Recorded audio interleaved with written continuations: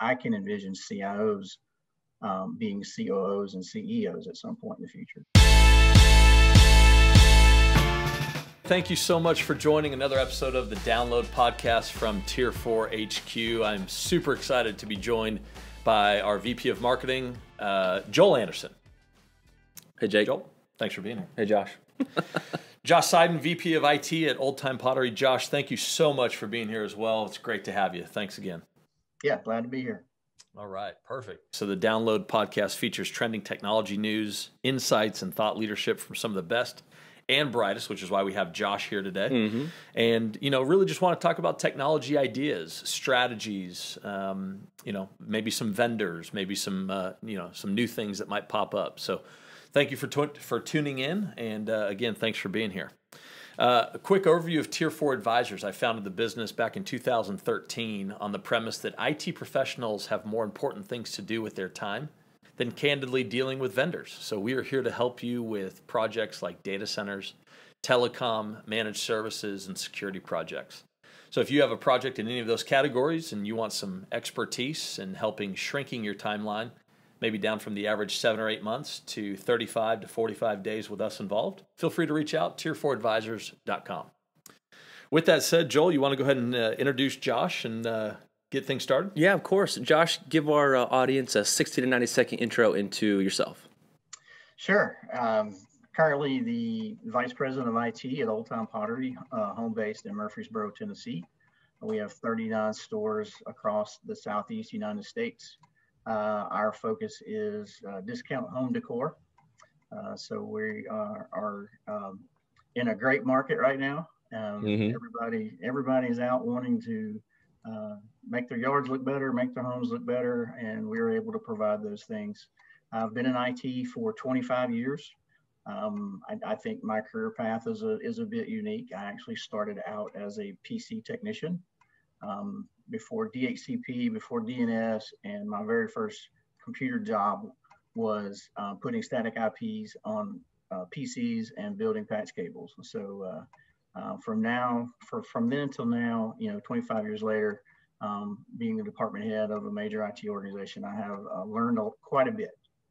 What was your first job that you ever had, whether it was in high school, college, after college? What was the first job that you ever had? Yeah, the first job. Mm-hmm. Were you working at a drive-through at Taco Bell or anything cool like that?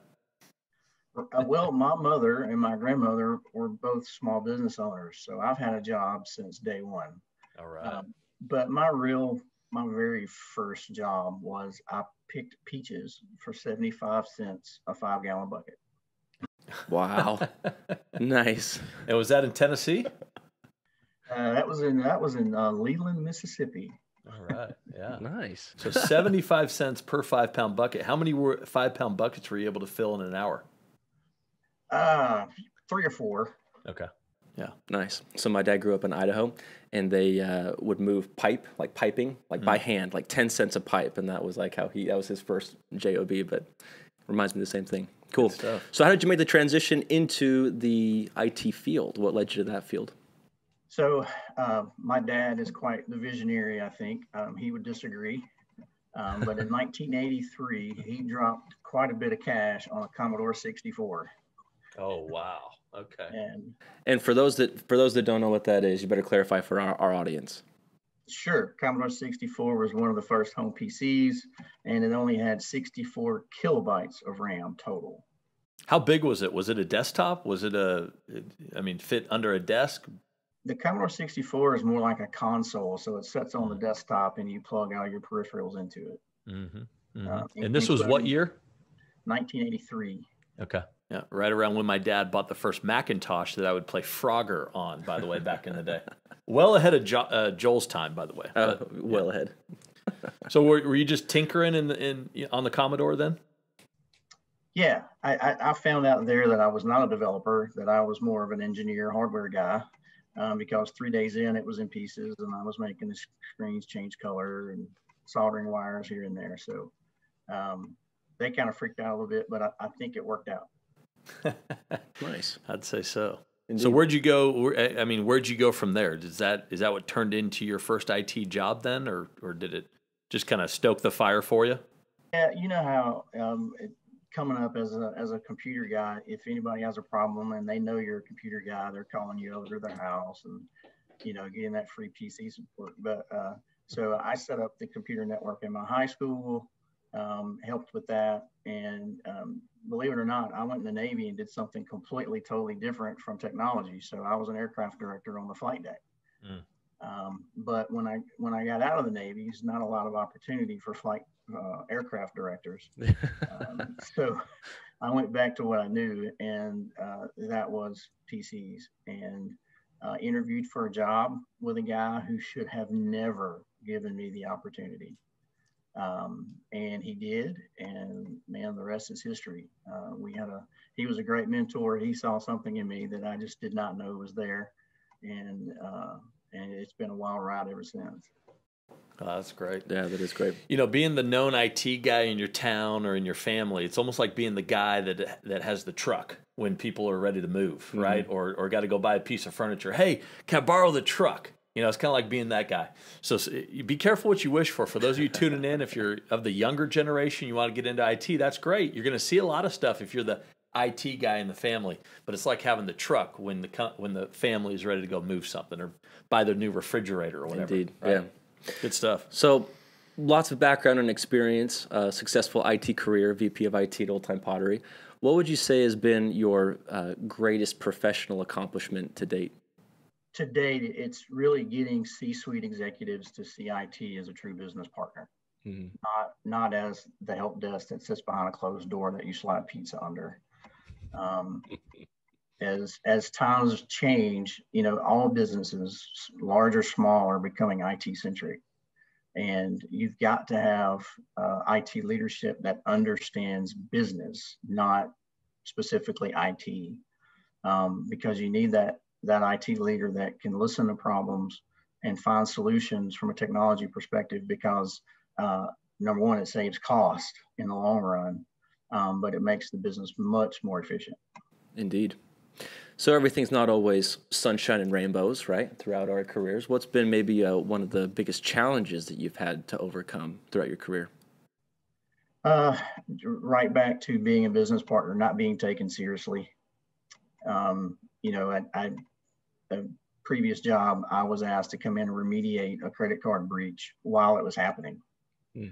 And having to explain to a mom and pop organization that they had not invested in technology, and this was the reason why they were in the situation they were, and that it was going to cost X. And it was a major sticker shock for them. But being able to sit down, talk about the issue in their terms, not IT terms, and explain the risk that they had been accepting for a long period of time and what we needed to do to remediate that risk. Then it made sense. And then it wasn't such a hard time to give those funds so that we could fix the problem. Yeah. It's interesting to see the transition that you have from the business leaders or C-suite into, really accepting the technology department as a partner. Over the last probably 5-10 years, I think you'd agree, Josh, that, there's been almost about 180 in the sense of, the CFO, the CEO, the founders, the family that owns the business, whatever it might be.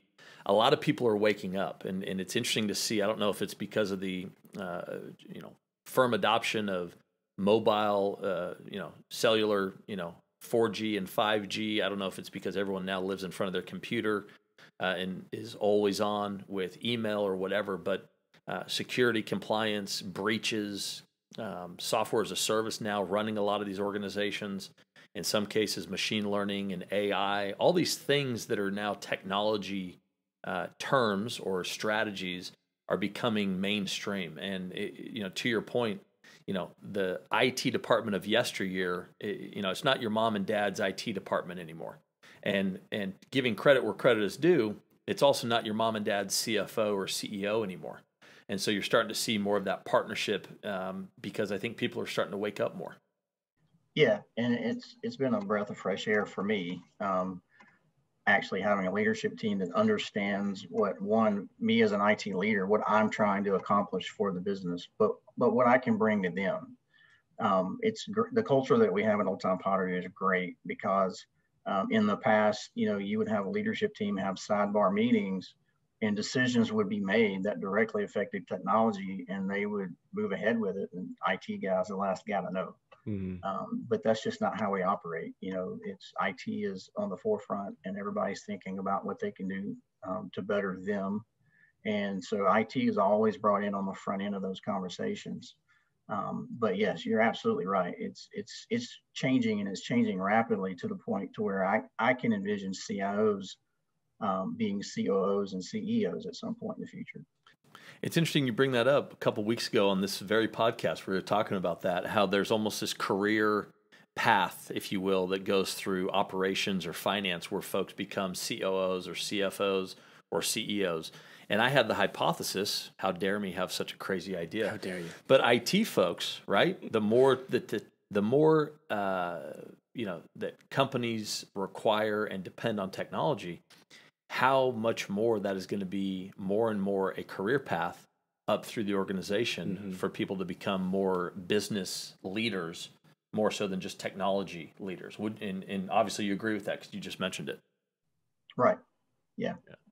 It's great to see, right? I mean, IT is going from the department where, hey, slide the pizza box under the door, leave me alone. To you're such a cost center. Ugh. Right. They're in the board meetings. They're talking about innovation. And I'm sure that, again, IT is a enablement center. Indeed. For companies like Old Time Pottery. Old Time Pottery had a static website at the time when COVID hit, and we were actually getting ready to upgrade our static website.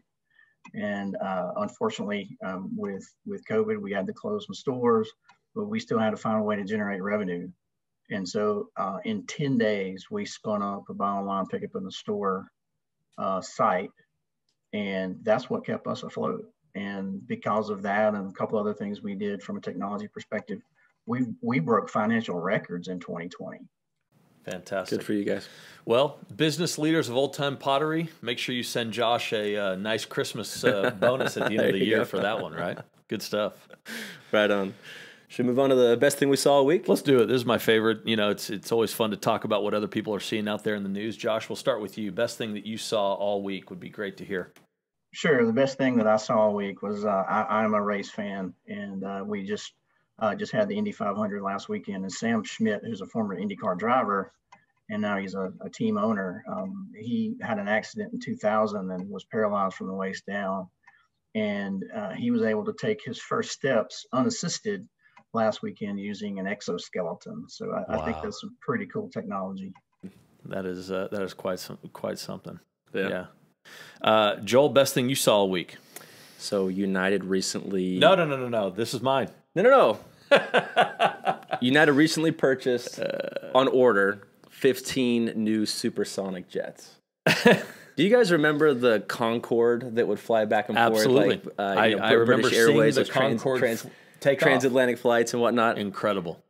So it's nice to see that is potentially on the rise again. I mean, 15 orders. So it's not going to be fully commercially available till like 2029. But the fact that you can go from New York to London in 3 hours, or from Los Angeles to Sydney, Australia in 8 hours, when normally it's double the amount of time. All right. You're going Mach 1, which is 1,300 miles per hour. You're cruising at 60,000 feet as opposed to 30,000 feet. So at 60,000 feet, you can see like the curvature of the Earth. Yeah. And you can see like the depth and darkness of. I mean, you're almost in a spaceship basically, going supersonic speeds. I mean, that's just exciting. Well, you officially took my best thing I saw all week because I'm a aviation junkie. But I'm going to go ahead and double down on that. I mean, Josh, have you ever seen or heard the Concorde back in the day? I know you've done some international travel, but did you ever get a chance to be at an airport or see one parked or see one take off? Just on video, but being in the Navy and working on the flight deck, I have had the privilege of seeing a lot of F-14 Tomcats come by breaking the sound barrier. Nice. So nice. Wow, that would be cool. Buzzing the tower, to use a term from Top Gun. Pretty much. Yeah, so that's a real life thing. So I've had an opportunity to do some traveling myself. We went to Heathrow back in, I don't even know when it was, maybe early 90s, mid 90s, to actually watch a Concorde take off. Nice. And, you know, it was interesting because Heathrow, obviously, you get a lot of 747s do the same thing, taking off and landing. 747s, to me, still this day, when they fly over or they're at the airport, I just find myself staring at them because they're so... I'll be known to go to an airport a little bit early if I'm picking someone up and go pull into the cell phone waiting lot just to like watch some of the airplanes pull, you know, land and take off. Like there's something magical about it. I don't remember the exacts, but I want to say the Concorde was something like 5 or 8 times the cost as, you know, a normal transatlantic flight. So, hey, economic people out there, if you can figure that part out, you're gonna flip the airline industry on its head. I'll tell you that right now. Probably put the other larger commercial jets out of business. Potentially. Right. Okay. We'll see. Time will tell. All right. Well, good stuff. Thanks for taking my best thing I saw all week, but I'm glad that we could talk about that because that is a very cool thing. Hey, so Josh, we've had an opportunity to work together for quite some time. Again, I want to thank you for your partnership, your friendship, and allowing us the opportunity to do so. Just wanted to talk kind of about the overall Tier 4 experience and, you know, kind of not just Tier 4, but what your career path has been and, you know, leadership with your team and things like that. Hopefully a lot of them have tuned into this as well. But let's just start kind of with the, you know, how we got to know you. How did we first come in contact with each other, Tier 4 and Old Time Pottery and yourself? Jordan Adams, who you guys know very well. Jordan's one of our best. And she is my Tier 4 representative. And she was persistent, not in a bad way, but very persistent in wanting to talk to me and share what Tier 4 did. And you know what? It was just excellent timing. Going to Old Time Pottery and being asked to perform a digital transformation, but while also consolidating IT services. Jordan was a godsend, and she has really become my right hand in helping me find the solutions that I need very quickly, which is what I like a lot about what you guys do. Yeah, that's fantastic. And obviously Jordan was reaching out to you. When the time came to kind of choose to work with Tier 4, obviously we don't have 1,000 competitors in our space because what we do is pretty unique, I would say. But when did that time come to kind of choose to actually engage with Tier 4? Was it just a timing thing? Was it a level of depth and expertise with our engineering department? What made, the decision, yes, I'm going to engage there? So having just come on board as the IT leader at Old Time Pottery, there were a lot of irons in the fire and very small team. And I just did not have enough time in the day to evaluate suppliers and their services and costs and what all of those entail. So, explaining that to Jordan, she's, that's exactly what we're here for. And so I gave her an assignment as a test to see how it would play out. And she knocked it out of the park. We were looking for a managed help desk solution. But it had to be certain, it was specific. So you couldn't go out and find a cookie cutter to support us and what we needed. And she evaluated those vendors with the list of requirements I gave her, and she came back with 3 great options. And we were able to execute that project with, I'm going to say 0 input from me other than saying, yes, this is what we're going to do. Right. Well, that's great. And with that, we've kind of, answered a couple of the next questions. But when you think about just kind of the overall partnership with Tier 4, there's probably a couple dozen folks that are tuned into this that are probably peers of yours, in other organizations.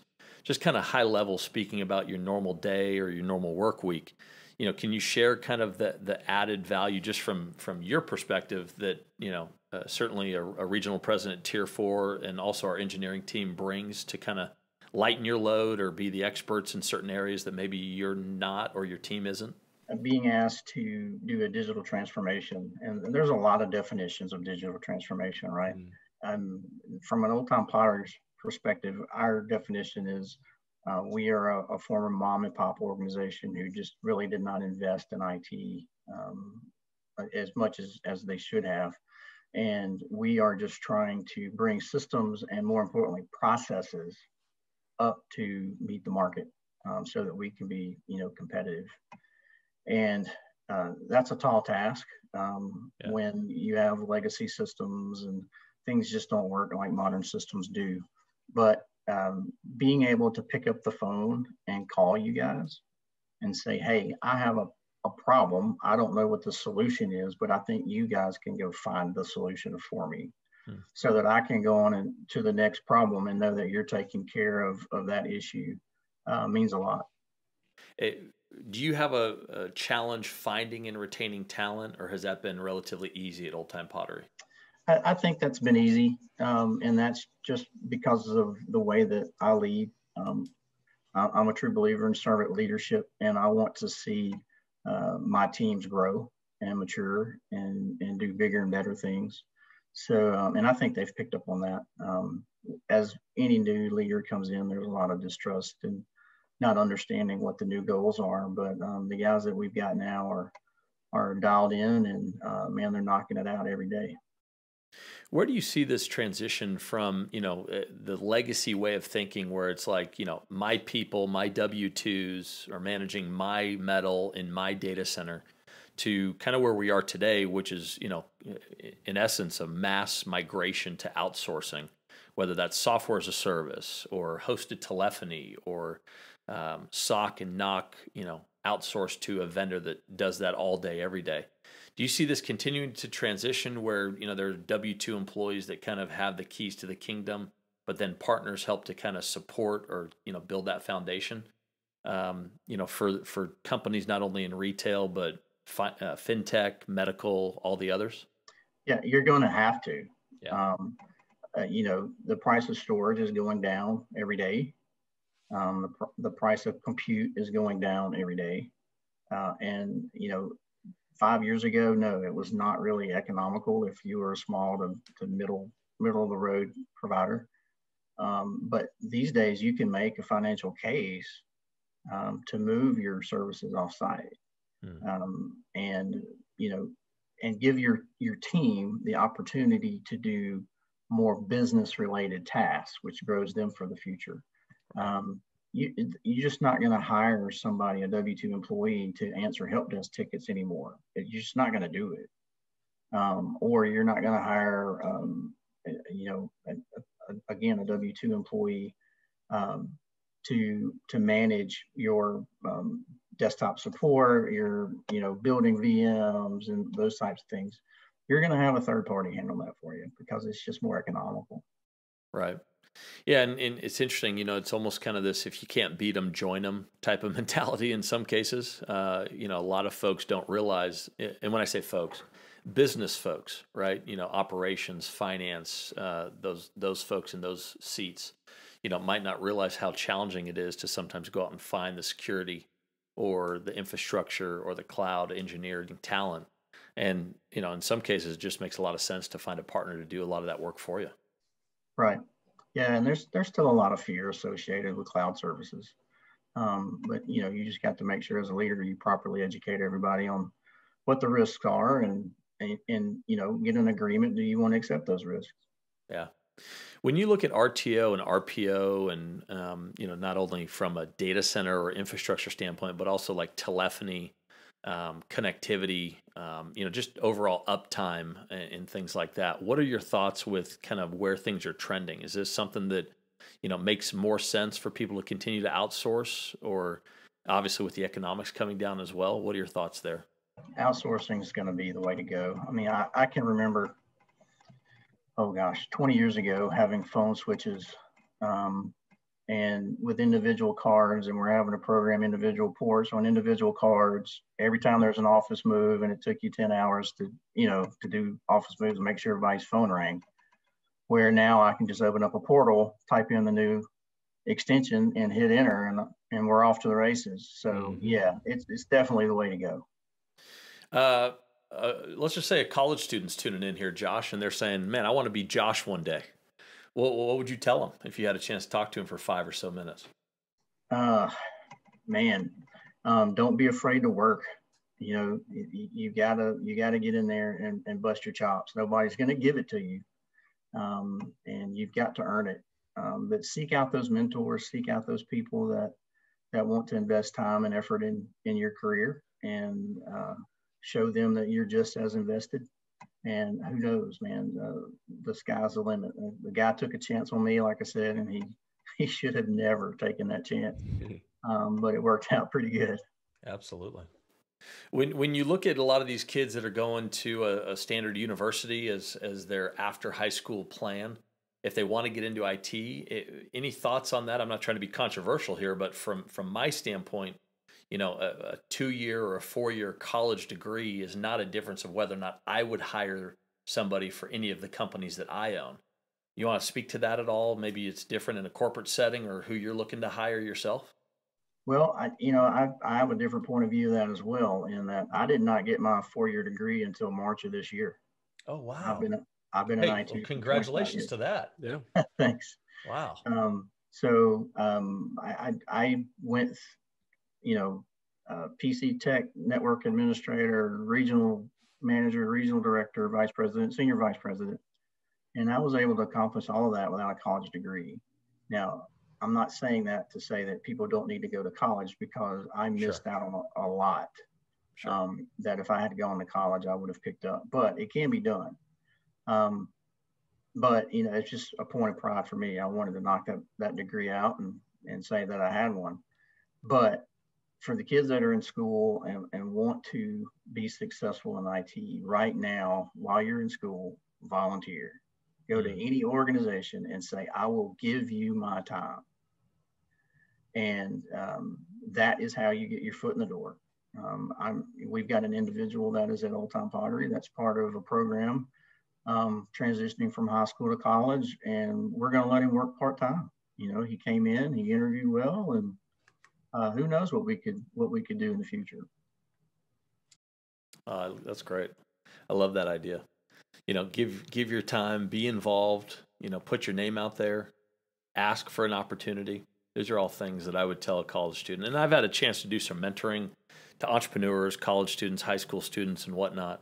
And, a lot of people want to get paid for their time. Not everybody should get paid for their time, right? Sometimes you got to do stuff for free just to kind of get some experience, build a resume, get your name out there, things like that. Right. Absolutely. Man, I could continue to ask you questions about this forever. I know you're a really busy guy running your own IT department. So why don't we go ahead and button this up, Joel, with spinning the wheel. Spin that wheel? Let's do that. Here we go. I thought we were going to, okay, number 9. All right, a bucket list item yet to be done. So I guess, we all have these bucket list items. Before we die, I want to do something. For all of our viewers, so this is completely on the fly. Josh, we'll go ahead and start with you. If you've got an idea of a bucket list item that you have yet to do for yourself.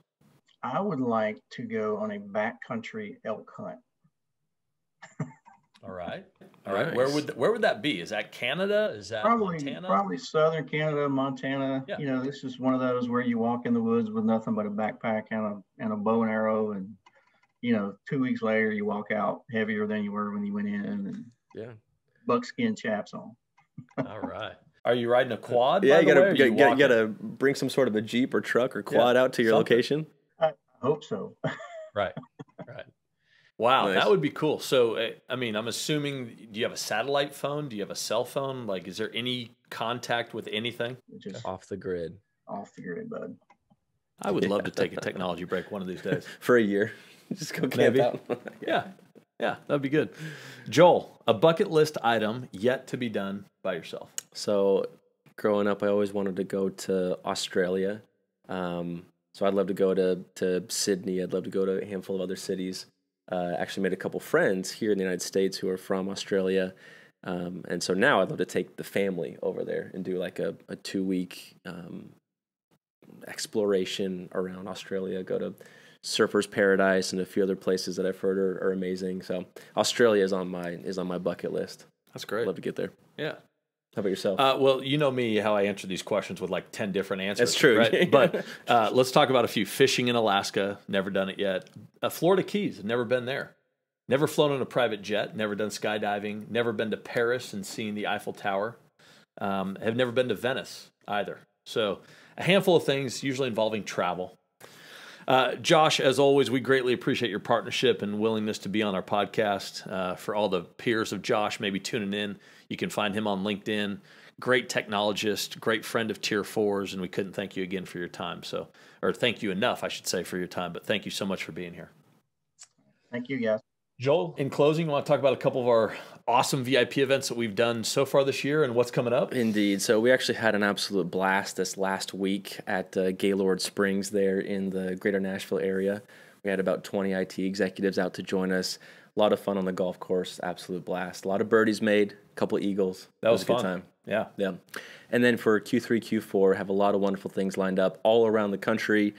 Seattle, Los Angeles, Boston, DC, Tampa, Denver. Where else am I forgetting? Dallas, San Antonio. Yep, Dallas, San Antonio, a lot more in Atlanta. Texas as well. Yep, here in Atlanta. Right. A lot of great things on the radar for IT executives and business leaders to get out of the office, get out of the home office, come network, and enjoy the chance to hang out with your peers. Shake hands, say hello, or give a elbow bump, whichever you're comfortable with. But lots of great opportunities to get together in the next 3-4 months. Hopefully the second half of 2021 continues to trend in the right direction. And it's something fun that you guys can all come out, join us if we're doing an event in your market.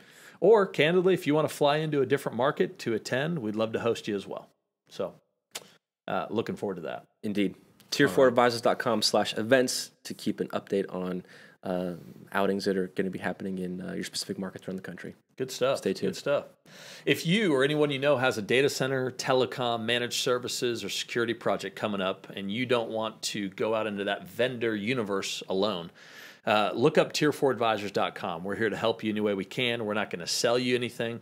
We will literally and figuratively sit on your side of the table to try and shrink the average timeline of a project from 7-8 months down to 35 to 45 days. And in a world where time is money, sometimes these projects, time is money. We're here to help you simplify and expedite those projects. Again, thanks so much to Josh and Joel. My name is Jake. Take care and hopefully join us next time on The Download. Take care. See ya.